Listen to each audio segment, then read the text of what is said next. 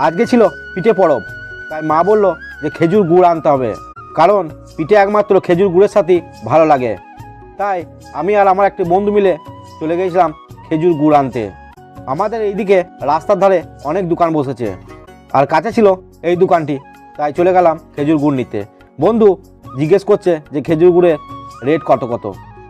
এখনকার খেজুর গুড় সে আগের মতো আর টেস্ট নেই কো, এখন কেমিক্যাল মিশিয়ে খেজুরের সেন্ট নিয়ে চলে আসছে। এই যে ফার্স্ট টিনটা দেখছো, এটা হচ্ছে 100 টাকা, সেকেন্ড টিনটা 150 টাকা, আর তার পাশেটা হচ্ছে 300 টাকা। বন্ধু ফার্স্ট স্টার্টিং করলো খেজুর গুড় টেস্ট করতে, কিন্তু খেজুর গুড় খাওয়ার পর বন্ধু বলছে যে খেজুর গুড়ে সেই টেস্ট নেই কো। এরপর আমাদেরকে ছোট ছোট চায়ের কোপটেতে 100 টাকা, 150 টাকা আর 300 টাকার গুড়গুলো টেস্ট করতে দিল। বন্ধু টেস্ট করার পর আমিও টেস্ট করলাম, এটা 100 টাকার গুড়টা বেশ মোটামুটি ছিল। তারপর নিয়ে নিলাম 150 টাকার গুড়টা, এটা ওর থেকে একটু তুলনামূলক বেশি ভালো। 150 টাকা 300 টাকার গুড়টা মোটামুটি একই, তাই আমি 150 টাকার গুড়টা নিয়ে নিলাম 1.5 কেজি।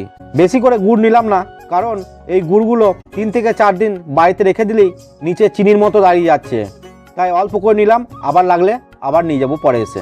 এই শীতকালের দিনে ফাঁকায় বসে গুড় ব্যবসা করছে, তা একটু লাভ না রাখলে ওদেরও তো চলবে না।